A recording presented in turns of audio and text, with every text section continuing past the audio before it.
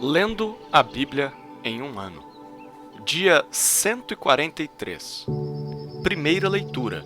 2 Samuel, capítulo 2, versículo 12, ao capítulo 3, versículo 39. Abner, filho de Ner, e os homens de Isbosete, filho de Saul, saíram de Maanaim e foram para Gibeão. Joabe, filho de Zeruia, e os servos de Davi também saíram, e os dois grupos se encontraram perto da cisterna de Gibeão. Um grupo parou do lado de cá da cisterna e o outro do lado de lá. Então Abner disse a Joabe: "Que os moços se levantem e lutem diante de nós." Joabe respondeu: "Está bem."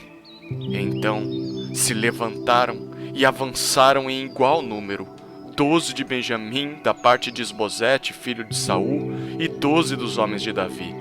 Cada um pegou seu adversário pela cabeça, meteu-lhe a espada no lado e caíram mortos juntos. Por isso, aquele lugar foi chamado de Campo das Espadas. Fica perto de Gibeão. Houve um combate intenso naquele dia, e Abner e os homens de Israel foram derrotados pelos homens de Davi. Estavam ali os 3 filhos de Zeruia, Joabe, Abissai e Asael. Asael, que era ligeiro como uma gazela selvagem, perseguiu Abner e na sua perseguição não se desviou nem para a direita nem para a esquerda. Então Abner olhou para trás e perguntou: "É você, Asael?" Ele respondeu: "Sou eu mesmo." Então Abner disse: "Desvie-se para a direita ou para a esquerda, agarre um dos soldados e pegue a armadura dele." Porém, Asael não desistiu de perseguir Abner. Então Abner disse mais uma vez: "Pare de me perseguir, do contrário vou ter de matá-lo. E depois como poderia eu olhar no rosto de seu irmão Joabe?" Como Asael não quis deixar de persegui-lo, Abner o feriu na barriga com a extremidade interior da lança que lhe saiu pelas costas. Asael caiu e morreu ali mesmo. Todos os que chegavam ao lugar em que Asael tinha caído morto paravam. Porém, Joabe e Abissai perseguiram Abner.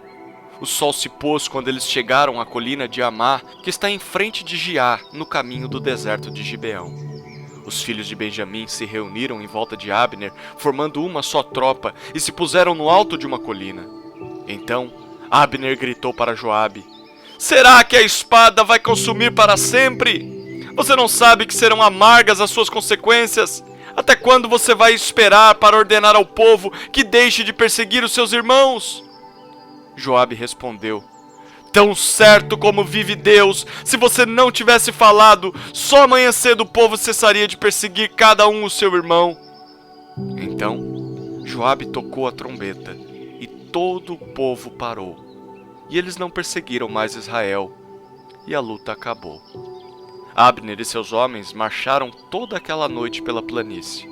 Passaram o Jordão e, caminhando toda a manhã, chegaram a Maanaim. Joabe deixou de perseguir Abner, e tendo reunido todo o povo, verificou que faltavam 19 dos homens de Davi, além de Asael. Porém, os servos de Davi tinham matado, dentre os de Benjamim e dentre os soldados de Abner, 360 homens. Levaram Asael e o sepultaram no túmulo de seu pai em Belém. Joabe e seus homens caminharam toda aquela noite, e ao amanhecer chegaram a Hebrom. Durou muito tempo a guerra entre a casa de Saul e a casa de Davi. Davi se fortalecia cada vez mais, enquanto a casa de Saul se enfraquecia. Em Hebrom nasceram filhos a Davi. O primogênito foi Aminon, de Ainoã, a Jezreelita. O segundo foi Quileabe, de Abigail, viúva de Nabal, o Carmelita. O terceiro foi Absalão, filho de Maaca, filha de Talmai, rei de Gesur. O quarto foi Adonias, filho de Ragite. O quinto foi Cefatias, filho de Abital. O sexto foi Itreão, de Eglá, mulher de Davi. Estes filhos de Davi nasceram em Hebrom. Enquanto durou a guerra entre a casa de Saul e a casa de Davi, Abner se tornava cada vez mais poderoso na casa de Saul. Saul teve uma concubina chamada Rispá, filha de Aiá. Isbosete perguntou a Abner: "Por que você teve relações com a concubina de meu pai?" Abner ficou indignado com as palavras de Isbosete e disse: "Sou eu um cão a serviço de Judá? Ainda hoje sou fiel à casa de Saul, seu pai, e aos irmãos e amigos dele, e não entreguei você nas mãos de Davi. No entanto, hoje você quer me culpar por causa dessa mulher? Que Deus me castigue se eu não fizer por Davi o que o Senhor lhe prometeu, transferindo o reino da casa de Saul e estabelecendo o trono de Davi sobre Israel e sobre Judá, desde Dan até Berseba." E Isbosete não pôde dizer nada a Abner, porque tinha medo dele. Então, Abner enviou mensageiros a Davi, dizendo: "De quem é a terra? Faça uma aliança comigo, e eu o ajudarei a fazer com que todo Israel se junte a você." Davi respondeu: "Muito bem, farei uma aliança com você, porém, uma coisa exijo. Quando vier falar comigo, você não verá a minha face, se primeiro não me trouxer Mical, filha de Saul." Davi também enviou mensageiros a Isbosete, filho de Saul, dizendo: "Dê-me de volta a minha mulher Mical. Para poder casar com ela, dei como pagamento 100 prepúcios de filisteus." Então, Isbosete mandou tirá-la do seu marido Paltiel, filho de Laís. Seu marido a acompanhou, caminhando e chorando atrás dela até Baurim. Então, Abner disse a ele: "Agora vá e volte para casa." E ele voltou. Abner falou com os anciãos de Israel, dizendo: "No passado, vocês queriam que Davi reinasse sobre vocês.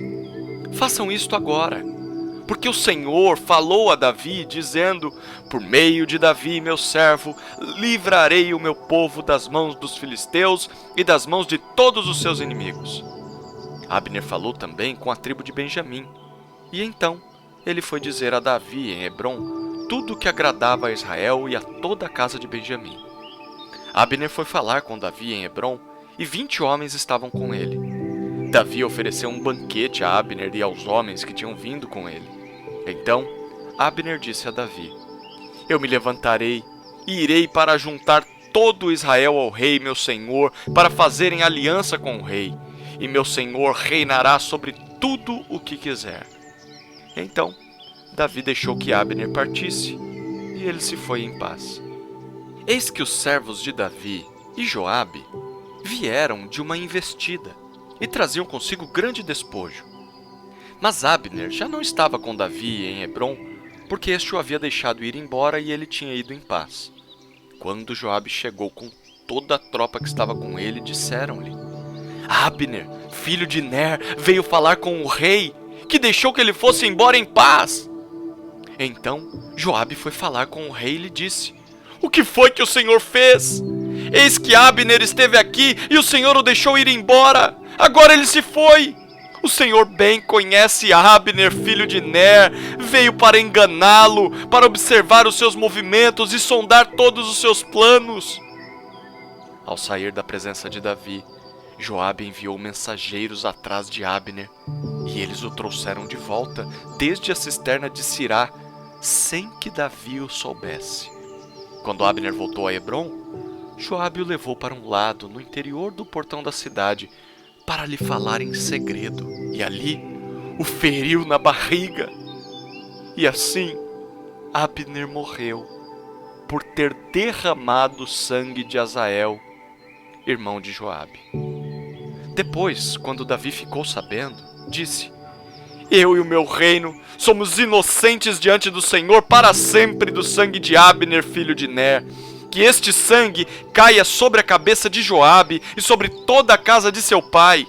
Que nunca falte na casa de Joabe quem tenha corrimento, quem seja leproso, quem se apoie em muleta, quem caia a espada, quem necessite de pão." Assim, Joabe e seu irmão Abissai mataram Abner, porque este tinha matado Azael, o irmão deles, na batalha de Gibeão. Então Davi disse a Joabe e a todo o povo que estava com ele: Rasguem as suas roupas, vistam-se de panos de saco e façam lamentação por Abner. E o próprio rei Davi ia seguindo o caixão. Sepultaram Abner em Hebrom. O rei levantou a voz e chorou junto à sepultura de Abner. E todo o povo também chorou. E o rei fez a seguinte lamentação por Abner: Por que Abner teve de morrer como se fosse um tolo? As suas mãos não estavam atadas, nem estavam acorrentados os seus pés. Você caiu como quem cai diante dos filhos da maldade. E todo o povo chorou muito mais por ele. Então, todo o povo veio fazer com que Davi comesse pão, sendo ainda dia.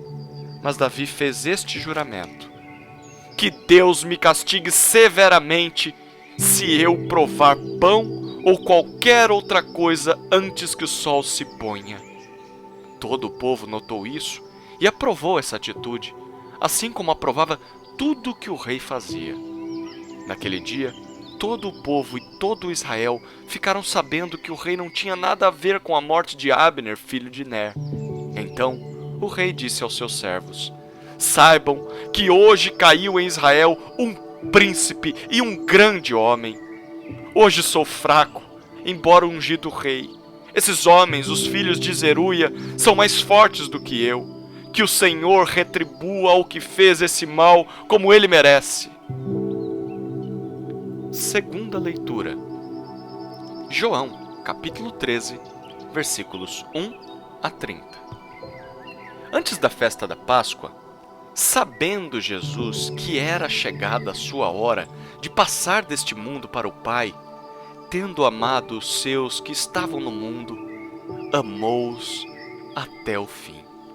Durante a ceia, tendo já o diabo posto no coração de Judas, filho de Simão Iscariotes, que traísse Jesus, sabendo este que o Pai tinha confiado tudo às suas mãos e que ele tinha vindo de Deus e voltava para Deus, levantou-se da ceia, tirou a vestimenta de cima e, pegando uma toalha, cingiu-se com ela.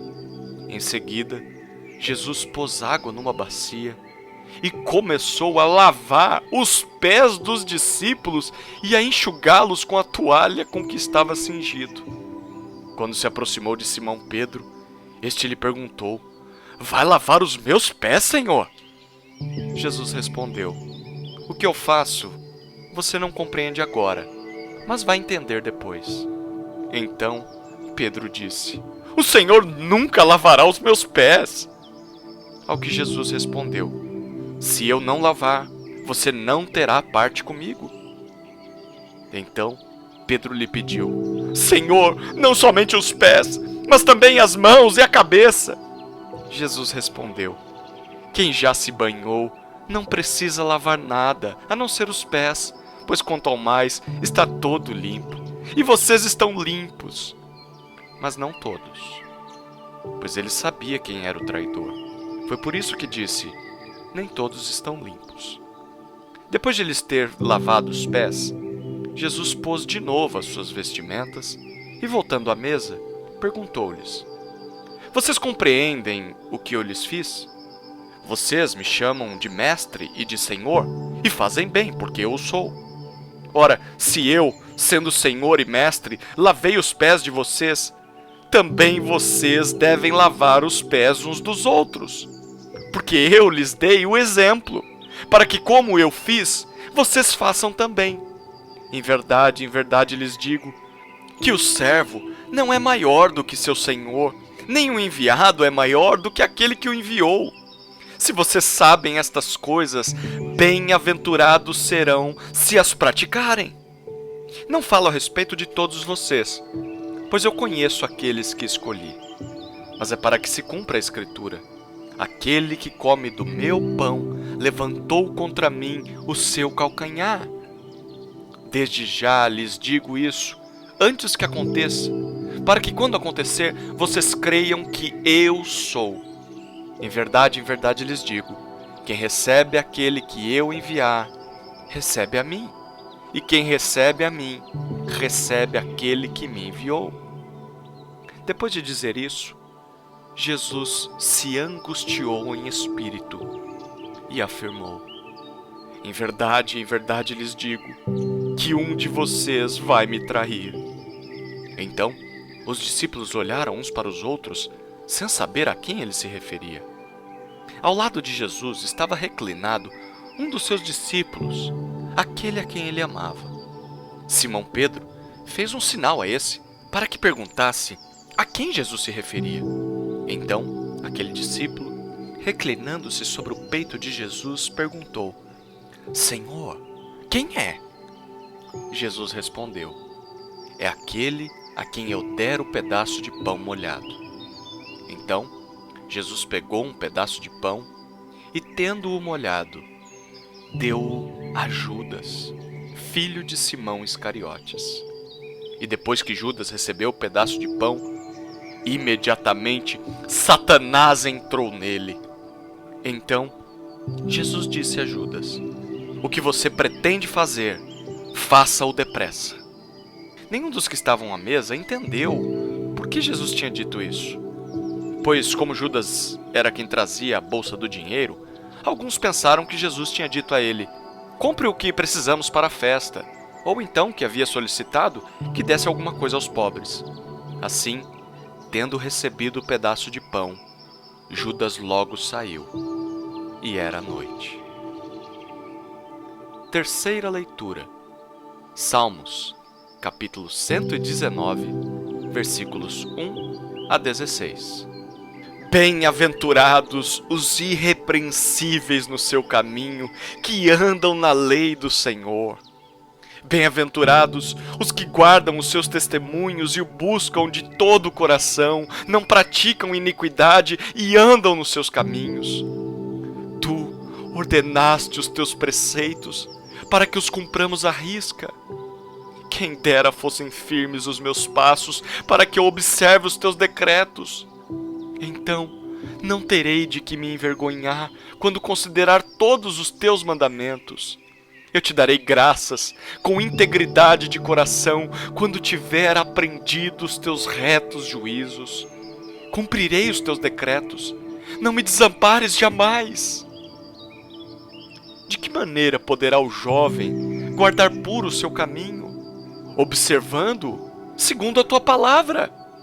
De todo o coração te busquei, não deixes que eu me desvie dos teus mandamentos. Guardo a tua palavra no meu coração, para não pecar contra ti. Bendito és tu, Senhor, ensina-me os teus decretos. Com os lábios tenho narrado todos os juízos da tua boca. Mais me alegro com o caminho dos teus testemunhos do que com todas as riquezas. Meditarei nos teus preceitos e as tuas veredas terei respeito. Terei prazer nos teus decretos. Não me esquecerei da tua palavra. Quarta leitura. Provérbios, capítulo 15, versículos 29 e 30. O Senhor está longe dos ímpios, mas ouve a oração dos justos. O brilho nos olhos alegra o coração. Uma boa notícia fortalece até os ossos.